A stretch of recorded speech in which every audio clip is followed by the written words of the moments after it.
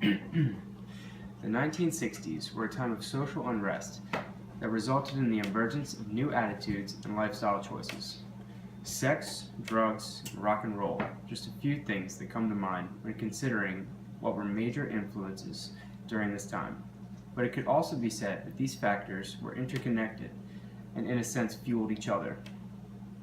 Groups such as the Rolling Stones, who were considered part of the British invasion, the term given to English bands during the 1960s, were seen as a driving force for what came to be known as the counterculture of the time.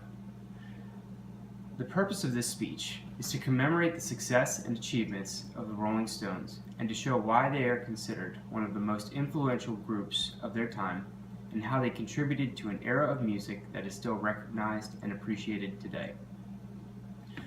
The Rolling Stones formed at a time of cultural renaissance, specifically known as the Swinging London movement. This was a movement in the 1960s that saw political activism as well as cultural development in music, art, and fashion. In 1962, the band signed Andrew Oldham as manager, and he is credited with developing the band's initial image.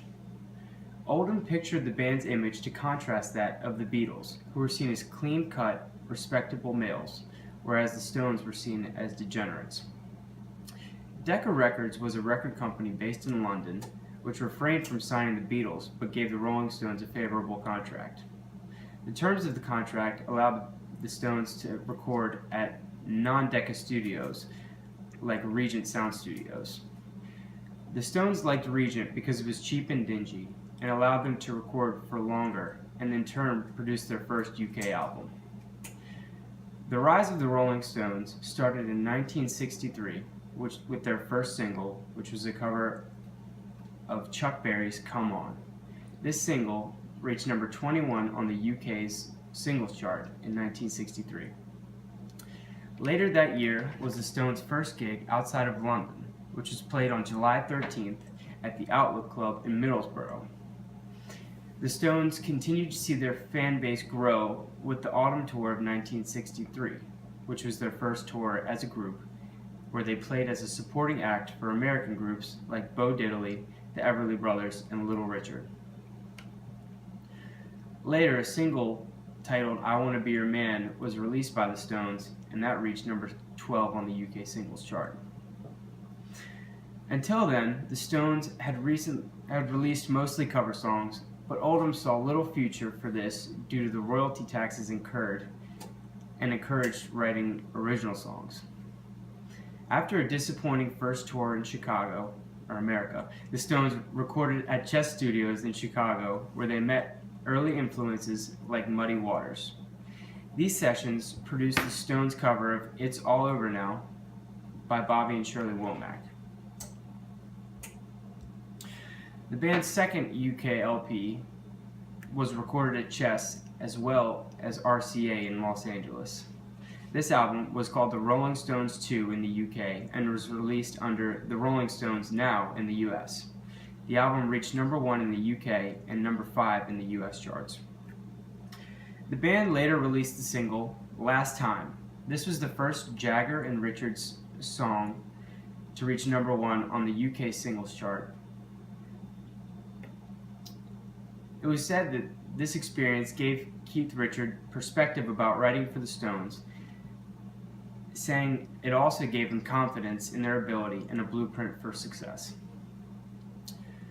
After a spell of legal trouble due to various drug charges, the Stones managed to record and release their album Satanic Majesty's Request in 1968, third in the UK and second in the US. This was the first album to be produced by the Stones without Andrew Oldham after parting ways, and served as a pivotal point in the Stones' career and a reality check that encouraged the band to get back to their roots. The Rolling Stones' next album was titled Beggar's Banquet and was released in late 1968, including many hit singles like Jumpin' Jack Flash, Street Fighting Man, and Sympathy for the Devil. The album reached number 3 in the UK and 5 in the US. The next album, released in 1969, was the last one to feature bassist Brian Jones, who died almost a month after leaving the band on July 3rd. The album was called Let It Bleed. It featured songs like Gimme Shelter and You Can't Always Get What You Want.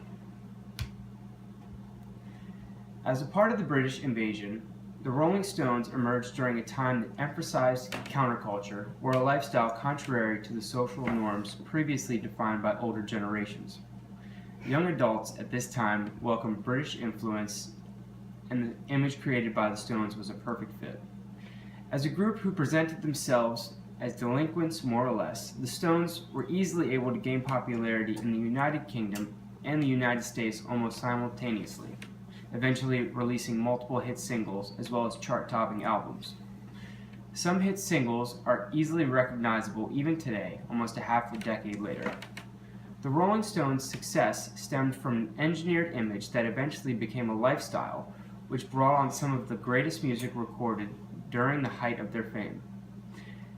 This increased the Stones' influence on the youth of the 60s exponentially as the rock stars with no regard for rules, who exemplified their attitude through music that reached and fueled social movements that expressed what the Stones were communicating in their music.